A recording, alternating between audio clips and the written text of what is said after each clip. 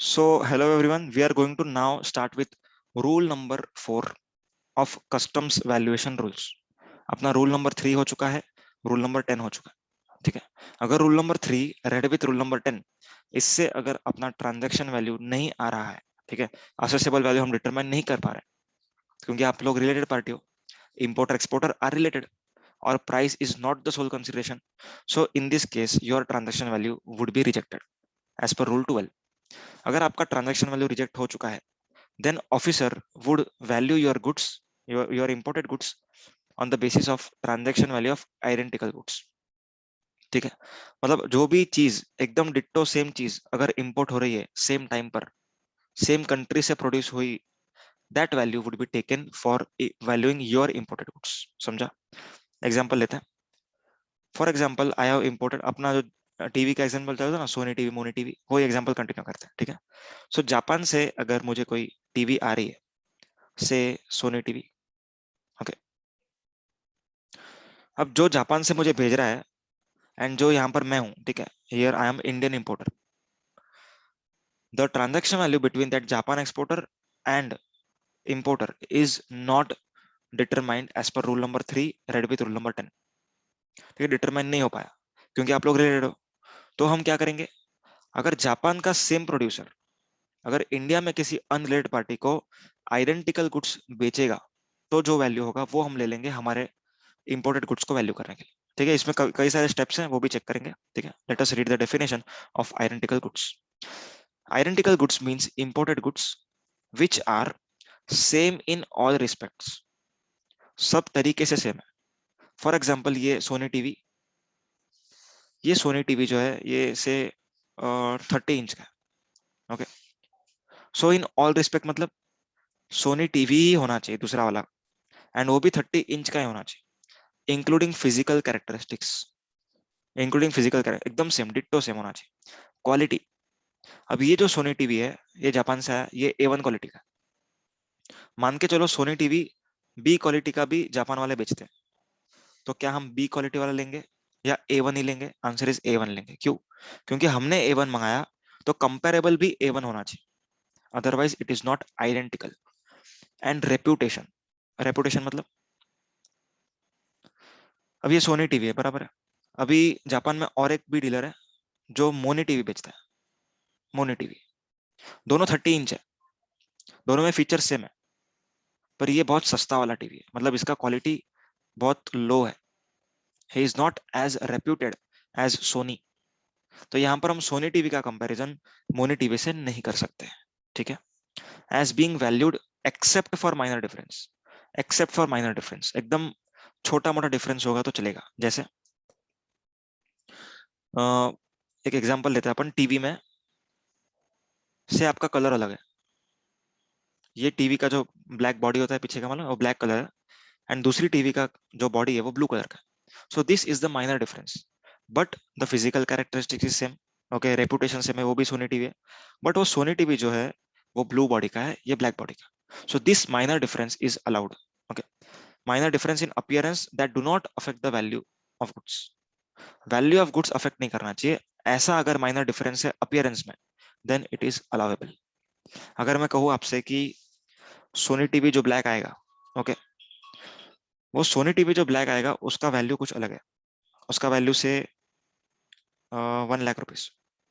Okay, ये black वाले Sony TV. पर अगर आप गोल्डन सोनी टीवी लोगे, गोल्ड का सोनी टीवी, मतलब गोल्ड के पीछे जो होता है ना बॉडी, वो गोल्ड का है, सो गोल्ड का टीवी अगर लिया तो 10 लाख का है। तो यहाँ पर फीचर सब सेम है, टीवी अंदर से दिखने में भी सेम है, सब कुछ सेम है, सिर्फ अपीयरेंस में डिफरेंस है, एंड अपीयरेंस की वजह से इतना मेजर डिफरेंस है। So this is not the minor difference, this is major difference. So यहाँ पर आपका ट्रांजैक्शन वैल्यू ये गोल्ड के सोनी टीवी से कंपेयर नहीं किया जाएगा। I hope it is clear. Okay, next, produced in the country in which goods being valued are produced.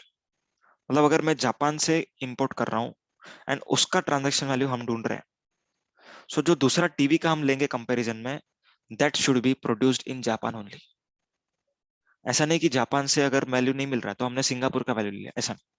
Same country Japan से ही जो आ रहा है टीवी, उसी का हम ट्रांजेक्शन में ले सकते हैं। ठीक है। सो country should be the same country. Produced by same person who produce the goods. मतलब जो जापान का पर्सन है, ओके, एग्जांपल लिखते हैं यहाँ पर, जापान का पर्सन है, ओके, ये मुझे, मेरा नाम है मिस्टर के, okay, my name is mister के। हम दोनों रिलेटेड पार्टीज हैं, ठीक है, तो यहाँ पर हमारा ट्रांजैक्शन वैल्यू रिजेक्ट हो चुका। अब ये जो जापान वाला पर्सन है, ये किसी मिस्टर एल को सेम सोनी टीवी बेचता है, सेम सोनी टीवी। तो इसका प्राइस हम लेंगे for valuing the transaction between this के एंड जापान। समझ में आई बात? अब यहाँ पर आप ऐसा नहीं बोल सकते कि मिस्टर एल अगर सिंगापुर से ले रहा है तो सिंगापुर का वैल्यू यहाँ पर लगा दो जापान वाले में, नहीं। सो country should be same, producer should be also the same, producer भी सेम होना चाहिए। अभी जापान में एग्जाम्पल सोनी आईएनसी, अगर समझो ये है, बराबर है। सो यही प्रोड्यूसर का लेना है अपने को। यही प्रोड्यूसर अगर दूसरे किसी को बेचता है इंडिया में, सो उसका वैल्यू हम लेंगे मिस्टर के को वैल्यू करने के लिए, मिस्टर के गुड्स को वैल्यू करने के लिए, ठीक है।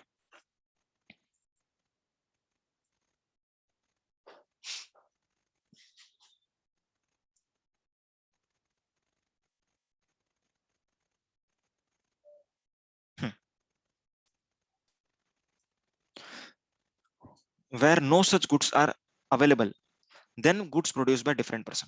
मतलब अगर मान के चलो जो जापान वाला पर्सन है वो सिर्फ और सिर्फ मिस्टर के को ही बेचता है और किसी को बेचता ही नहीं है, किसी को नहीं बेचता इंडिया में, तो यहाँ पर दूसरा कोई प्रोड्यूसर होगा जापान जापान वाला, से फॉर एग्जांपल दूसरा कोई डिस्ट्रीब्यूटर है जापान से। सो इस पर्सन ने अगर बेचा है किसी और को, ठीक है, then we will take that value. कब हम ऐसा करेंगे? जब जापान वाला इंडिया में किसी को नहीं बेच रहा है, मतलब this party, this producer is not selling to any other person in India. तब हम जाएंगे दूसरे किसी प्रोड्यूसर के पास, दूसरे कोई प्रोड्यूसर जापान वाला, यहाँ पर कंपनी से कंट्री सेम होना चाहिए। सो जापान वाला अगर मिस्टर एल को बेचता है दूसरा कोई, ठीक है, जापान का प्रोड्यूसर टू, ये प्रोड्यूसर वन था एंड बेच रहा है same Sony TV, okay, so in this case we will take his value for valuing your transaction. समझ में आया? But shall not include imported goods where engineering development artwork design or plan or sketch were undertaken in India were completed directly or indirectly by the buyer on these goods imported free of charge or at reduced cost for use in connection with production and sale for export of these imported goods। Example देता हूँ, ज्यादा अच्छे से समझ में आएगा। मान के चलो यहाँ पर कोई जापान का पर्सन है, ठीक है, एक्सपोर्टर है। अब यहाँ से आपने कुछ खरीदा है, आप हो मिस्टर के, ठीक है। अभी जापान से और एक गुड्स आ रहे हैं मिस्टर एल को। किसको? मिस्टर एल को। ये भी इंडिया वाला है, ये दोनों इंडिया वाले हैं, ठीक है। अब जो ये टीवी आ रही है इसमें मिस्टर एल ने बोला था कि मुझे कुछ अलग चाहिए, ठीक है। तो यहाँ पर मेरे को मिस्टर एल ने बोला कि भाई इंडिया में कोई अच्छा डिजाइनर है, ठीक है, there is a good designer. Designer मतलब डेवलपमेंट एंड डिजाइन। अभी नॉर्मल टीवी कैसी आती है? स्क्वायर आती है, बराबर है, स्क्वायर आती है ना नॉर्मली, तो मतलब square in the sense rectangle आएगी। तो यहाँ पर मिस्टर एल जो है वो क्या करता है, जापान वाले को बोलता है कि यहाँ से मैं आपको डिजाइन करके एक भेज रहा हूँ, आप उस डिजाइन के हिसाब से टीवी बनाना। ये डिजाइन हो रही है इंडिया में, ओके, ये डिजाइन होने वाली है इंडिया में, were undertaken in India, okay. अब ये जो डिजाइन है ये इंडिया में हुई, ठीक है। ये डिजाइन मिस्टर एल ने दी जापान वाले को एंड देन जापान वाला मिस्टर एल को बेच रहा है, ठीक है। सो in this case the value of goods sold by Japan to Mr. L will not be taken as identical value for valuing the transaction between Mr. K and Japan। क्यों? क्योंकि यहाँ पर डिजाइन वगैरह इंडिया में हुई है। सो ये design जो है वो वैल्यू में ऐड नहीं की जाती। मान के चलो 1 लाख रुपया पर यूनिट है यहाँ पर, ठीक है, पर यूनिट टीवी का रेट। मिस्टर एल को जो आ रही है वो आ रही है 70,000, 70,000 पर यूनिट, 70,000 पर यूनिट। इतना सस्ते में आने का रीजन क्या है? Design and development is done in India and ये डिजाइन दिया गया है जापान वाले को, इसके लिए वो 70,000 में बेच रहा है। क्लियर? क्या हम 30,000 के डिजाइन चार्जेस को इसमें ऐड करेंगे या नहीं करेंगे? रूल 10 याद करो। डिजाइन का एग्जांपल हुआ 30,000। Okay, so will we add this 30,000 in this 70,000? Answer is no. We are not going to add. Why? Because this design and development is undertaken in India. India में हुआ है ये. अगर abroad होता तो हम ऐड करते. Since this is not abroad, this is India, we are not going to add this. So 70,000 would be the price between Japan person and Mr. L. So 70,000 cannot be taken as value for valuing goods worth rupees 1 lakh. मतलब ये जो के और Japan का transaction है उसको value करने के लिए हम 70,000 का सहारा नहीं ले सकते, because design and development is done in India. Clear? Next. अब यहां पर देखना टाइमिंग की बात की है. मतलब रूल 4 क्या बोलता है? आइडेंटिकल गुड्स कौन से टाइमिंग का लेना है, कौन से टाइमिंग का. मान के चलो कि जापान से कुछ गुड्स आया से, आज क्या तारीख है? 12 नवंबर. 12 नवंबर को आया है, बराबर है. सो कौन से डेट का इंपोर्ट्स को हम कंपेयर करें? क्या 1 साल पहले वाला टीवी जो आया है उससे कंपेयर करेंगे या आने वाले टाइम वाला कंपेयर करेंगे? ऑब्वियस सी बात है ना. यहाँ पर देखो एग्जांपल लेता हूँ. मैंने इंपोर्ट किया है से 12 नवंबर को. 12 November 2021 I have imported one TV worth rupees 1 lakh, but my transaction value is rejected. So ये 1 लाख को अपने को 1 लाख को एक्सेप्ट नहीं किया ऑफिसर ने. ठीक है, अब हमें क्या करना है? इस ट्रांजेक्शन वैल्यू के बदले आइडेंटिकल गुड्स का ट्रांजेक्शन वैल्यू लेना है. ठीक है, सो क्वेश्चन अराइजेस, कौन से डेट का दूसरा इंपोर्ट कंपेयर किया जाए? Which dates import should be compared? Will it be 11th November? Will it be 13 November? Will it be 30th November? क्या हो सकता है? सो उसके बारे में यहाँ पर बातें की पढ़ते हैं. Subject to provision of rule 3, the value of imported goods shall be transaction value of identical goods. ठीक है, imported at or about same time. At or about same time मतलब लगभग लगभग सेम टाइम होना चाहिए. अब लगभग लगभग बोला, यहाँ पर कुछ लेंथ लेंथ नहीं दिया है, मतलब 1 महीना, 10 दिन, 15 दिन, ऐसा कुछ भी नहीं. यहाँ पर क्या लिखा है? At or about the same time. At or about the same time. अब ये कैसे डिटरमाइन करेंगे कि सेम टाइम है या नहीं? ठीक है, अब मान के चलो हम क्रूड ऑयल का एग्जांपल लेते हैं. क्रूड ऑयल, मैं क्रूड ऑयल इंपोर्ट कर रहा हूँ. ठीक है, I am importing crude oil.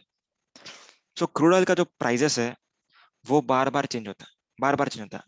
आज के दिन में एग्जाम्पल 130 रुपीज पर बैरल होगा, मेरे को पता नहीं जो भी प्राइस होगा, ₹130 है. ठीक है, अब आने वाले 1 घंटे में उसका प्राइस हो जाएगा 140, अगले घंटे में ही वापस से 120 हो सकता है. So this is called as price fluctuation. So अगर प्राइस फ्लक्चुएशन ज्यादा है तो हम सेम टाइम को नैरो कर लेंगे. मतलब हम 11th डेट का ही देखेंगे, सॉरी 12th, अपना जो एग्जाम्पल था 12th. अगर 12th को मैंने कुछ क्रूड ऑयल इंपोर्ट किया, ठीक है, सो 12th के दिन पर जो भी कोई दूसरा पर्सन इंपोर्ट करेगा from same country, we will take his value as the transaction value. समझा? और अगर प्राइस फ्लक्चुएशंस है ही नहीं, एकदम स्टैग्नेंट है, नॉर्मल है, then in that case we can go for 10-12 days आगे पीछे. ठीक है, we can take any date. ठीक है, मतलब 1 महीने के आसपास भी ले सकते हैं, कुछ भी ले सकते हैं, if the price is stagnant. So it is a very subjective term, not absolute term, it is subjective. It depends upon case to case basis कि हमें कौन से टाइम का वैल्यू लेना है. आज के दिन का लेना है, 1 घंटे का लेना है, 10 दिन का आगे पीछे का लेना है, क्या रेंज लेना है, it is upon you, depending upon the product, depending upon the other circumstances. Next, commercial level and quantity. Commercial level and quantity very important. हम किसी भी इंपोर्ट से कंपैरिजन नहीं कर सकते. हमें सेम कमर्शियल लेवल का इंपोर्ट चाहिए एंड लगभग लगभग सेम क्वांटिटी का इंपोर्ट चाहिए. ठीक है, एग्जांपल देता हूं. मान के चलो you are a distributor of India. You are a distributor of India. आपने परचेस किया 10,000 pieces, 10,000 units, 10,000 units of TV. ठीक है, 10,000 यूनिट आपने इंपोर्ट किया जापान से. क्लियर है? अब जापान से दूसरा भी लोग गुड्स इंपोर्ट करते हैं, सेम सोनी टीवी इंपोर्ट करते हैं। ओके, कौन कौन लोग इंपोर्ट करते हैं यहाँ पर नाम लिख रहा हूँ, सुनो। यहाँ पर अपने को क्या ढूंढना है? असेसेबल वैल्यू, ट्रांजैक्शन वैल्यू ढूंढना है, ठीक है। अब जापान से कई सारे लोग टीवी इंपोर्ट करते हैं इंडिया में। अब यहाँ पर अपन ना एक लिस्ट बनाते हैं कौन कौन इंपोर्ट कर रहा है। फर्स्ट वन से रिटेलर, डायरेक्टली रिटेल में बेचेगा, डायरेक्टली कंज्यूमर को बेचेगा। डिस्ट्रीब्यूटर का काम क्या होता है? रिटेल को आगे बेचेगा, देन वो आगे रिटेलर कंज्यूमर को बेचेगा। सो रिटेलर ने इंपोर्ट किया है से 100 यूनिट्स। ओके, होलसेलर होलसेलर ने इंपोर्ट किया है से 500 यूनिट्स, ठीक है। और कोई डिस्ट्रीब्यूटर है जिसने इंपोर्ट किया है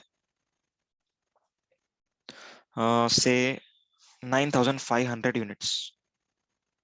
ओके, कोई सुपर स्टॉकिस्ट है, सुपर स्टॉकिस्ट, उसने इंपोर्ट किया है 1 लाख यूनिट्स,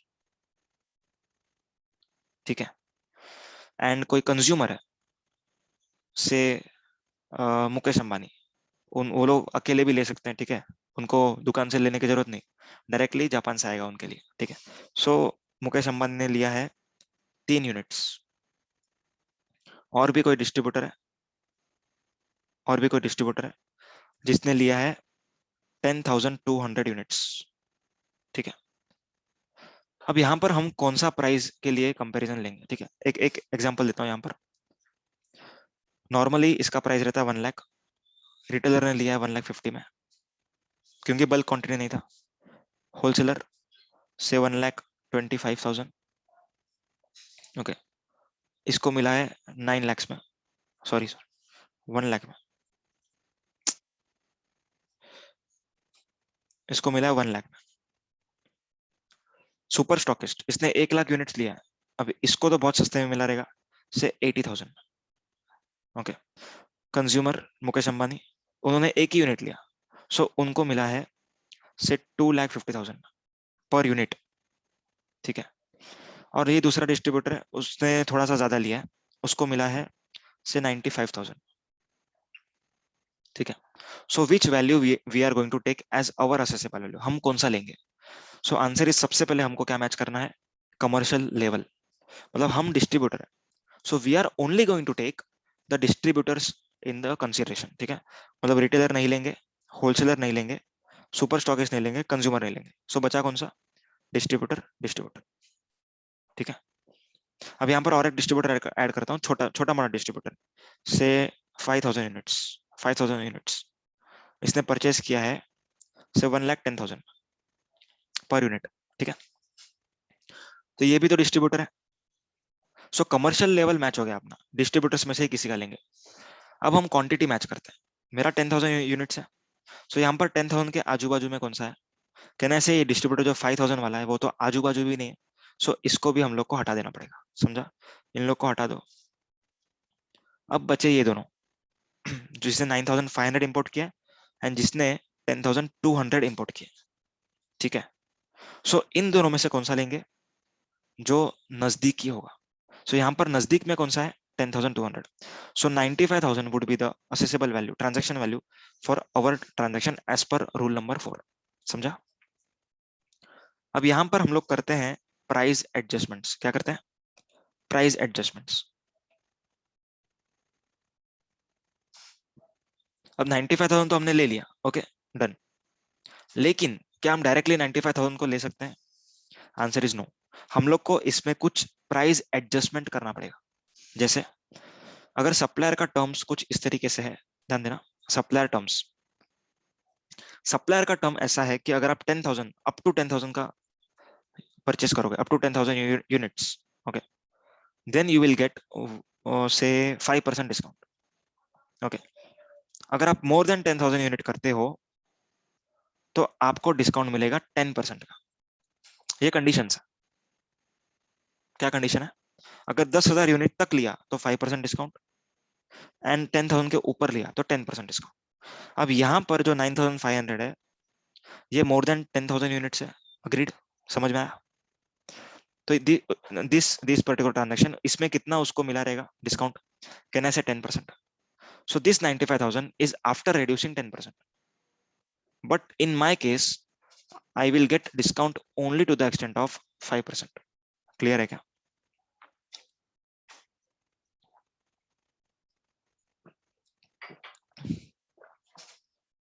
ठीक है, मतलब जो 95,000 है ये कितना डिस्काउंट माइनस करके आया? 10%. सो अभी अपने को क्या करना है? 5% डिस्काउंट माइनस करना है. कैसे करेंगे? कहने से 95,000 is 90%. Yes or no?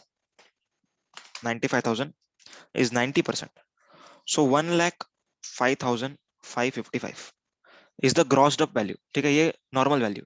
अब इसमें से मुझे 5% मिलेगा डिस्काउंट, क्योंकि मेरा quantity is up to 10,000 units. ठीक है, सो मुझे 5% डिस्काउंट मिलेगा. सो यहाँ पर -5% करूंगा तो आंसर आएगा 1,02,000, सॉरी 1 लाख, हाँ 1,02,77. So this would be taken as my transaction value. समझा? क्या क्या सीखा यहाँ पर? सबसे पहला, कमर्शियल लेवल मैच करने का. क्या मैच करना है? Commercial level. कमर्शियल लेवल मतलब कि डिस्ट्रीब्यूटर, तो आप डिस्ट्रीब्यूटर का ही प्राइसेस लेंगे. Then you have to match the nearest quantities. यहाँ पर 9,500 भी एक क्वांटिटी थी, 10,200 भी एक क्वांटिटी थी. सो नजदीकी क्वांटिटी थी 95,000 रुपीज आया आंसर, 10,200 यूनिट्स. अब उसके बाद करना होता है आपको प्राइस एडजस्टमेंट. ठीक है, डिस्काउंट का कुछ कंडीशंस अगर क्वेश्चन में दिया है तो फिर उसको इस तरीके से एडजस्ट करो, and then you will get the transaction value for your imports as per rule number 4. Next, commercial quantity सिखा दिया मैंने आप लोग को. ओके, टाइमिंग भी हो गया, कमर्शियल क्वांटिटी हो गया, एडजस्टिंग द प्राइस डिफरेंस ये भी हो गया. ठीक है, आगे बढ़ते हैं. रूल 4 सब rule 2. Just a second. Rule 4 sub rule 2 states that where cost and charges referred to in sub rule 2 of rule 10 of these rules are included in transaction value of identical goods, then an adjustment shall be made if there are significant difference in cost and charges between goods being valued and identical goods in the question. Example लेता, arising from differences in distances and transport. Example लेता, चलो मान के चलो Japan से एक Sony TV आ रही है. Sony TV 30 inch, price is rupees 1 lakh. Price is rupees 1 lakh.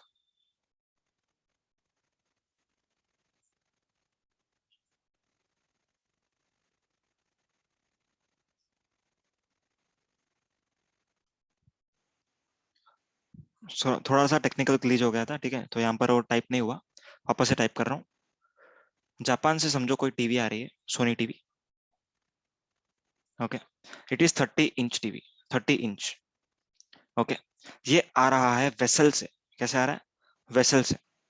ठीक है, और यहाँ पर एकदम सेम टीवी, आइडेंटिकल टीवी है, कुछ भी फर्क नहीं है, एकदम सेम. बट ये आ रहा है एयरक्राफ्ट से, जापान से ही आ रहा है. ठीक है, सोनी टीवी ही आ रही है, कलर भी सेम, फीचर्स भी सेम, सब कुछ सेम. ये भी 30 इंच है. ओके, पर ये आ रही है एयरक्राफ्ट से. ठीक है, अब यहाँ पर फ्रेट का कुछ हो सकता है कि वेसल पे अपना फ्रेट कम लगे, एयरक्राफ्ट पे फ्रेट ज्यादा लगे. तो यहाँ पर मान के चलो वेसल पर फ्रेट था से ₹20,000 एग्जाम्पल, एयरक्राफ्ट में फ्रेट था से 40,000. ठीक है, एंड यहाँ पर ये टीवी का जो प्राइस है, टीवी का प्राइस इट इज से 95,000, एंड यहाँ पर हमने प्राइसिंग किया था 80,000, जो कि ऑफिसर ने रिजेक्ट कर दिया. ठीक है, ऑफिसर ने बोला नहीं ये गलत है. तो अब हम क्या करेंगे? अब हमें क्या करना पड़ेगा? यहाँ पर देखो CIF वैल्यू अगर अपन देखेंगे, सो कितना होगा यहाँ पर CIF value? Cost insurance freight सब आ गया, ऐसा समझ के चलो. कहना है 1,35,000. क्लियर? अब ऑफिसर बोलता है कि आपके गुड्स का भी असेसेबल वैल्यू होना चाहिए 1,35,000. तो मैंने बोला सर ऐसा कैसे बोल रहे आप? How you can say this? Because यहाँ पर एयर से आने के बाद CIF वैल्यू बना है 1,35,000, पर मेरे गुड्स तो वेसल से आ रहे हैं. So this is uncomparable to the extent of freight and insurance. तो यहाँ पर क्या किया जाएगा? CIF वैल्यू जो है रूल 4 वाली, मतलब ये क्या कहते हैं हम इसको, अनरिलेटेड पार्टी वाली, प्राइस द सोल कंसिडरेशन वाली, ये CIF वैल्यू ली हमने, बरोबर है. इसमें से हमको माइनस करना पड़ेगा air freight. We will reduce air freight. Air freight minus किया कितना 40,000 एंड इसमें ऐड कर दिया सी फ्रेट। सी फ्रेट कितना आएगा 20,000 ऊपर लिखा है, ठीक है। टोटल कितना है चेक करो,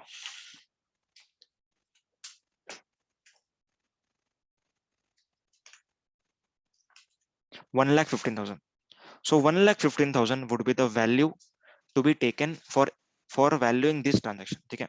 ये असेसेबल वैल्यू निकालने के लिए 1,15,000 लेना पड़ेगा, not 1,35,000, because 1,15,000 and 135 is incomparable because it is being imported in aircraft and our transaction is imported by vessel, ठीक है। हमारा जो सोनी टीवी है वो वेसल से आ रहा है, छोटा मोटा फ्रेट था, पर एयरक्राफ्ट से आता तो ज्यादा फ्रेट लगता।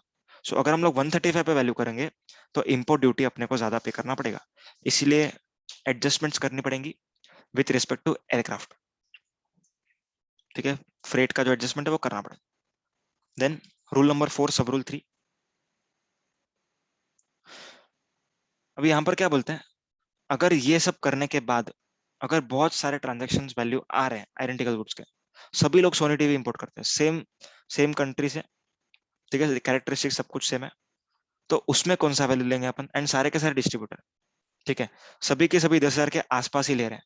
सो हमको उस टाइम पर सबसे लोवेस्ट वैल्यू लेना है। क्या लेना है, lowest value.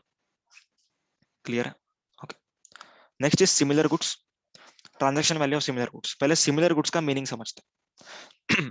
Similar goods means imported goods which although not alike in all respects have like characteristics and like component materials which enable them to perform same functions and to be commercially interchangeable, very important, commercially interchangeable होना चाहिए, ठीक है, with the goods being valued having regard to quality, reputation and existence of trademark, very important। एक example लेते हैं,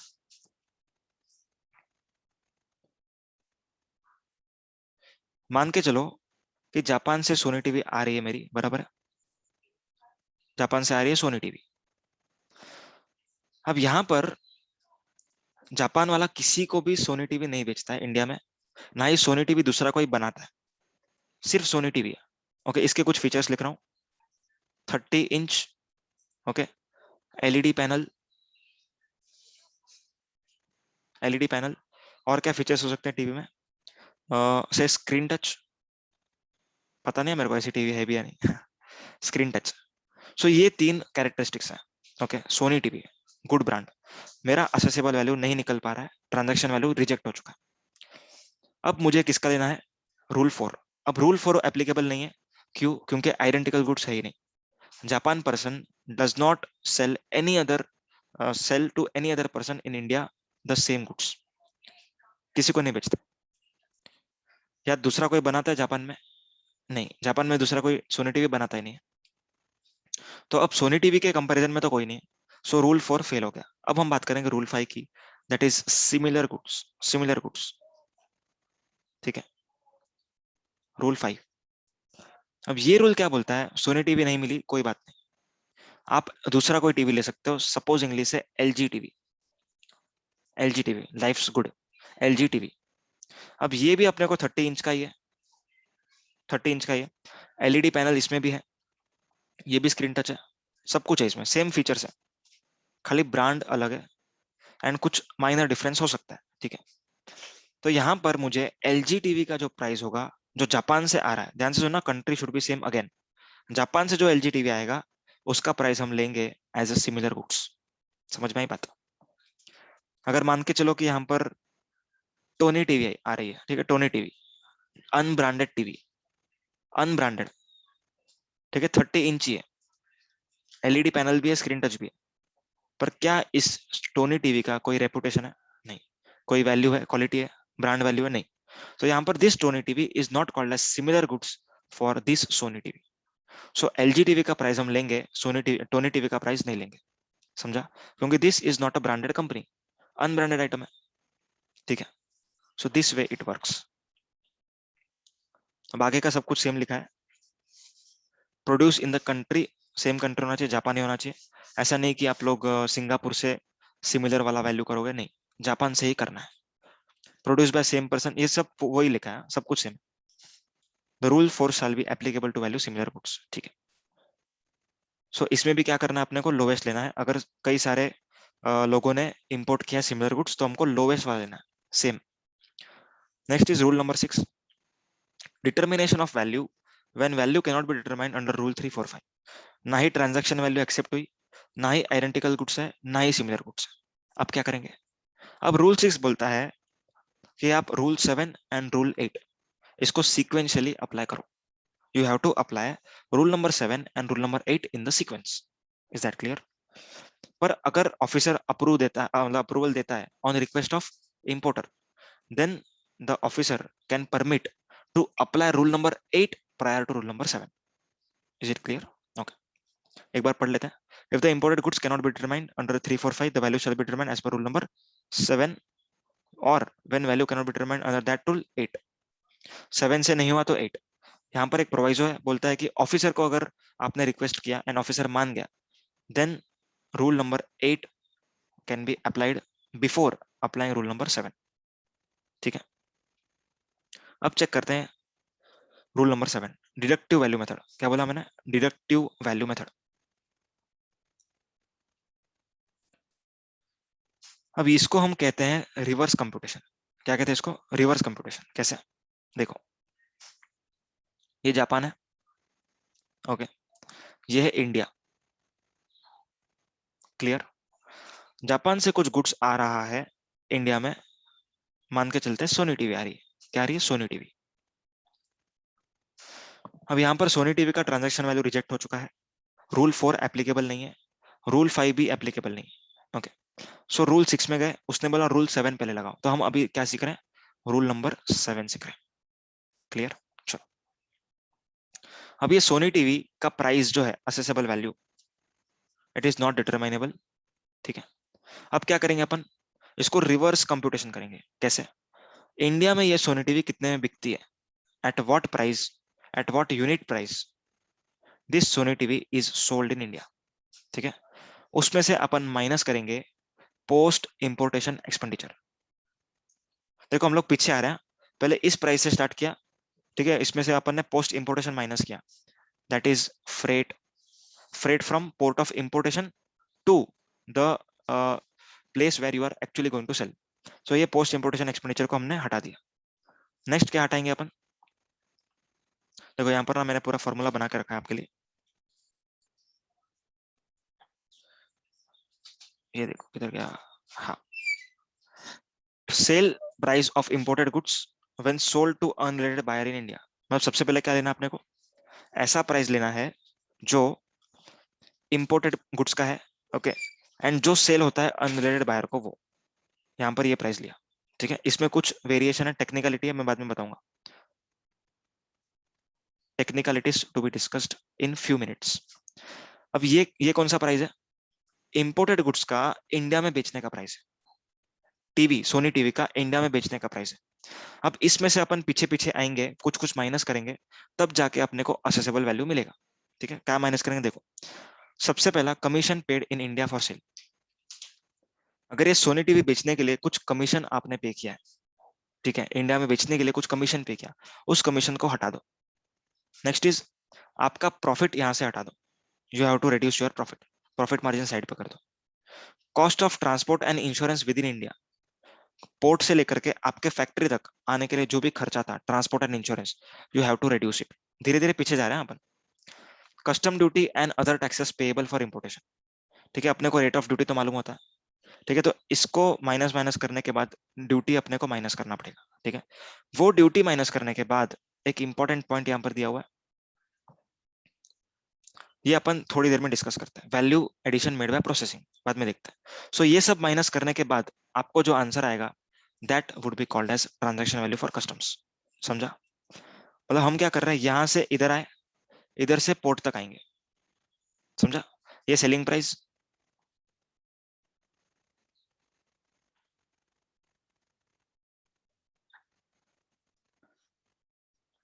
सो we are going here in the reverse order, ठीक है, reverse order में हम लोग चल रहे हैं। क्या किया? सबसे पहला इंडिया का सेलिंग प्राइस लिया, उसमें से इंडिया में बेचने के लिए जो कमीशन वगैरह पे किया वो माइनस किया, देन प्रॉफिट माइनस किया, कॉस्ट ऑफ इंपोर्टेशन, मतलब जो भी इंपोर्ट करने के बाद आपके फैक्ट्री तक लेके आने का खर्चा है उसको माइनस किया, then we will get the value at the port. Custom duty भी यहाँ पर माइनस करेंगे तो ही तो असेसेबल वैल्यू मिलेगा। तो यहाँ पर अपने को वैल्यू आएगी कैसे, रिवर्स जाने के बाद। So this is called as deductive value method. हमने यहाँ पर क्या किया, सब कुछ माइनस किया, सब कुछ माइनस किया, इसको इसीलिए कहते हैं डिडक्टिव वैल्यू मेथड। अब इसमें थोड़ा सा मैं ट्विस्ट बताता हूँ आप लोग को। मान के चलो इंडिया में सोनी टीवी आई, ठीक है, Sony TV entered into India. अब ये सोनी टीवी को मैं ऐसे ही नहीं बेचता हूँ, I am not going to sell as it is.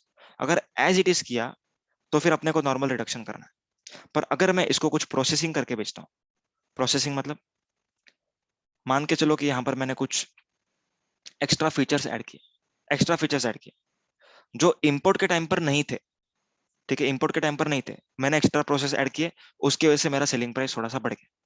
तो यहाँ पर आपको प्रोसेसिंग कॉस्ट है वो भी माइनस करना पड़ेगा, तब जाके you will be able to find out the value at the place of importation. समझा? सो फर्दर प्रोसेसिंग माइनस करेंगे तब जाके यहाँ पर आंसर आएगा। बाकी सारी चीजें तो माइनस करनी है, पर प्रोसेसिंग के टाइम पर फर्दर प्रोसेसिंग भी माइनस करना पड़ेगा। समझा? एंड अगर प्रोसेसिंग इतना हाईफाई है जिससे पूरा सोनी टीवी का नक्शा ही बदल जाता है, ठीक है, एकदम पूरा चेंज ही हो जाएगा, इतना जबरदस्त प्रोसेसिंग क्या इंडिया में, देन इन दैट केस ये माइनस नहीं होगा, आपको कुछ अलग मेथड लेना पड़ेगा। ठीक है, if you are able to satisfy the officer कि ये प्रोसेसिंग का कॉस्ट मैं अलग से निकाल सकता हूँ, माइनस कर सकता हूँ, then proper officer can allow you to reduce processing cost. समझा? ये अपना हो गया रूल नंबर 7, एकदम सिंपल था। डिडक्टिव वैल्यू मेथड, माइनस किया, सेलिंग प्राइस ऑफ इंडिया लिया, उसमें से माइनस किया। अब यहाँ पर एक चीज समझना, टेक्निकलिटीज जो मैंने कहा था ना, ये वो बताता हूँ अभी। अब यहाँ पर ये लोग ने क्या कहा, sale price of imported goods when sold to unrelated buyers in India. ठीक है, अब ये प्राइस क्या, कौन मतलब किस तरीके से हम डिटरमाइन करेंगे वो चेक करते हैं, चलो।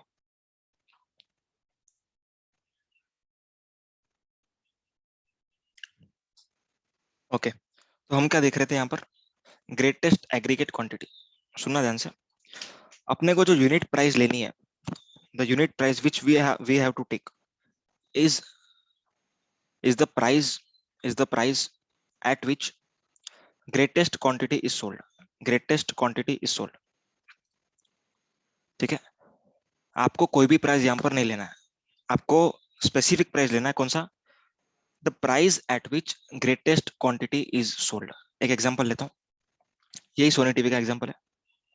ओके, मान के चलो यहाँ पर इंडिया में से 1000 यूनिट्स बिके at rate of ₹1 lakh.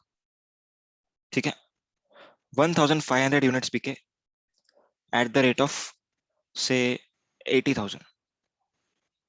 Okay, next 1200 units बिके एट द प्राइस ऑफ से 9, कितना लूंगा इधर, 90,000, 90,000। ठीक है, और भी लेते हैं यहाँ पर 1000 यूनिट्स वापस से बिके गए। ओके, थोड़ा चेंज करता हूँ, 980 यूनिट्स बिके at the rate of ₹1 lakh. ठीक है, फिर 2500 यूनिट्स बिके, okay, at the rate of से 80,000। ओके, और लू एग्जांपल, से 5000 यूनिट्स बिके एट द रेट ऑफ 75,000। ठीक है, अब यहाँ पर आप लोग कौन सा यूनिट प्राइस से स्टार्ट करोगे, which unit price you will take. Unit price अपने को लेना है, ठीक है, जो भी आंसर आएगा उसमें से सब रिडक्शन करेंगे अपन। ओके, तो यहाँ पर ये प्राइस कौन सा लेंगे, आंसर इज जो प्राइस पर मैक्सिमम ट्रांजैक्शन अकर हुए हैं वो, उसमें से विच एवर इज हायर। ठीक है, यहाँ पर अगर मैं इसको समरी करूँ, पाइवट मालूम है तुम लोगों को, एक्सेल में पाइवट होता है, अगर हम लोग रेट वाइज का पाइवट मारे तो कैसे मिलेगा, 1 lakh rupees per 1 lakh rupees per कितने क्वांटिटी सेल हुए, कहना ऐसे 1000 प्लस ये 980। क्लियर है? मतलब 1980 units were sold at ₹1 lakh. Clear है? आगे बढ़ते हैं, 80,000 पे कितने यूनिट सेल हुए, 80,000 पर 1500 and 2500। So at ₹80,000 at rupees 80,000, I can say 4,000 units were sold. Clear है? और कौन सा है कॉमन? तो कोई नहीं है ना अभी, प्राइस वाइज कॉमन कोई नहीं है। 90,000, 70,000, ठीक है। तो यहाँ पर सबसे ज्यादा यूनिट्स कौन से प्राइस पर बिके? Greatest quantity. यहाँ पर अपन ना 5,000 यूनिट्स का भी लिया ना, यहाँ पर ये भी लिख देते। 5,000 यूनिट्स सोल्ड एट रुपीज 75,000। ठीक है, 5,000 यूनिट्स। और 1,200 यूनिट 90,000 पे बिके, तो यहाँ पर लिख देता हूं मैं 1,200 यूनिट 9,000, नहीं कितना, 90,000। ओके, तो यहाँ पर ग्रेटेस्ट एग्रीगेट क्वांटिटी क्या है बताओ मुझे? ग्रेटेस्ट एग्रीगेट क्वांटिटी कहना है से 5,000, बराबर है। सो 5,000 यूनिट्स बिके हैं इस प्राइस पर 75,000 पर, then we have to take here as 75,000। Is that clear? मान के चलो कि यहाँ पर ये 5,000 नहीं होता, मान के चलो यहाँ पर ये 5,000 नहीं होता, तो क्या होता? Imagine 5,000 is not over here, तो कैसे करेंगे अपन? At rupees 1 lakh how many quantity sold? कहने से 1,000 प्लस 980, 1980। नेक्स्ट, एट रुपीज से 80,000, at rupees 80,000 how many quantities sold? 1,500 plus 2,500, so 4,000 units. आगे आगे देखते हैं अपन। 1,200 यूनिट्स ये बेचे हैं 90,000 रुपीज पर। ओके, 1,200 यूनिट्स और है 75,000, तो अपन ने हटा दिया। अब यहाँ पर which is the greatest aggregate quantity, सबसे ज्यादा यूनिट्स कौन से प्राइस पर बिके? कैन आई से दिस वन? तो यहाँ पर आपको लेना पड़ेगा 80,000 रुपीज। समझ में आया? सो it is the greatest aggregate quantity, not directly highest quantity. ठीक है, जरूरी नहीं हाईएस्ट क्वांटिटी का लेना है, एक मतलब जो प्राइस है, कितने ज्यादा यूनिट्स उस प्राइस पर बिके है वो चेक करना है। तो यहाँ पर सबसे ज्यादा यूनिट बिके हैं 80,000 पर, सो 80,000 would be the answer. Clear? अगर ये केस कुछ इस तरीके से होता, समझो ध्यान से, 1 lakh units, 1 lakh units, sorry 1 lakh rupees, rupees 1 lakh पर बेचे गए हैं 7,000 यूनिट्स। ठीक है, एंड 80,000 पे बिके हैं, 80,000 पे बिके हैं 4,000 यूनिट्स। ठीक है, अब कौन सा लोगे आप लोग? 80,000 लोगे कि 1 लाख लोगे? आंसर इज 1 लाख लेंगे। क्यों? क्योंकि ग्रेटेस्ट क्वांटिटी 1 लाख पर सेल हो रही है। ठीक है, सो 1 lakh would be the answer. Is that clear? चलो आगे बढ़ते हैं। Next is computed value method. Computed value method is the exactly opposite of deductive value method, एकदम ऑपोजिट है। डिडक्टिव वैल्यू मेथड में हम इंडिया के प्राइस से बैक आते हैं पोर्ट तक, एंड कंप्यूटेड वैल्यू मेथड में एक्सपोर्टर के फैक्ट्री से लेकर के हम लोग इंडिया के पोर्ट तक वैल्यू कंप्यूटेशन करते हैं। ठीक है, जैसे ये समझो जापान का पोर्ट है। ओके, अब ये जापान के पोर्ट से लेकर के महाराष्ट्र गुड्स आ रहे हैं, तो ये कंप्यूटेड वैल्यू मेथड क्या बोलता है? जापान के फैक्ट्री पे इसका क्या कॉस्ट था? ठीक है, cost of materials, cost, cost क्या था, जापान वाले का कॉस्ट कितना है पहले वो चेक करेंगे, उसके अंदर सारे के सारे फ्रेट चार्जेस वगैरह ऐड करेंगे, तो यहाँ तक पहुंचेंगे। इसमें सारे के सारे प्रॉफिट्स ऐड करेंगे। ठीक है, जो इंडियन इंपोर्टर है, सॉरी जापान का जो भी एक्सपोर्टर है उसका प्रॉफिट ऐड करेंगे। कॉस्ट ऑफ प्रोडक्शन लिया ना अपन ने पहले, उसमें क्या किया? Cost of fabrication and processing charges add किया, then general expenses and profit add किया। ठीक है, and then value of expenses as per 10(2) cost, insurance, freight, ये सब ऐड किया। देन हमें मिलेगा answer eight the port of Maharashtra. ठीक है, अब ये वैल्यू में, ये मेथड में प्रॉब्लम कहाँ आती है? जो एक्सपोर्टर है वो एक्सपोर्टर अपना प्राइस क्यों बताएगा, अपना कॉस्टिंग क्यों बताएगा? Why he will reveal his cost? So it is not possible कि वो अपना कॉस्ट बताए एंड हम उसके अंदर प्रॉफिट ऐड करें। So rule number 8 is rarely applicable. Most of the times rule number 7 would be applicable. Is that clear? So cost में अपने को सब ऐड करना है एंड लेकर के आना है इस आंसर को महाराष्ट्र तक। Cost plus profit plus other expenses plus freight, insurance, ये पूरा करने के बाद अपने को महाराष्ट्र के पोर्ट का वैल्यू मिल जाएगा। समझ में? This is computed value method. Next is residual method. मतलब अगर पीछे वाले रूल से आपका आंसर नहीं आ रहा है, ट्रांजेक्शन वैल्यू डिटरमाइन नहीं हो पा रहा है, देन रेसिडुअल मेथड क्या बोलता है? रीजनेबल मींस अडॉप्ट करो एंड कर दो। रीजनेबल मींस, ठीक है, पर यहाँ पर कुछ एक्सेप्शंस है। Value so determined shall not exceed the price at which such or like goods are ordinarily sold or offered for sale for delivery at the time and place of importation. मतलब value इतना भी exorbitantly नहीं बढ़ना चाहिए जो normal price से ज्यादा हो. मतलब ऑर्डिनरीली कितने में बिकता है बस वही वैसा ही प्राइस आपको लेना पड़ेगा. ठीक है. एंड ऑर्डिनरीली मतलब in the course of international trade लेना है. ऐसा नहीं कि इंडिया में सोनी टीवी अगर बिक रही है से 1,20,000 में तो 1,20,000 ले लिया, ऐसा नहीं. अपने को इंटरनेशनल प्राइस चाहिए. मैंने आप लोग को पहले ही सिखाया था सेक्शन नंबर 14 के टाइम पर. We are we are going to adopt international prices. That is Japan से लेकर के इंडिया का प्राइस, नॉट इंडिया का सेलिंग प्राइस नॉर जापान का selling price. We have to take Japan and India transaction price. Clear है. And यहाँ पर भी जो प्राइस लोगे आप उसमें खासा ध्यान रखना है आप लोग को कि सेलर एंड बायर रिलेटेड ना हो and price should be the sole consideration. ये आपको ध्यान रखना हो. रूल 9 खत्म.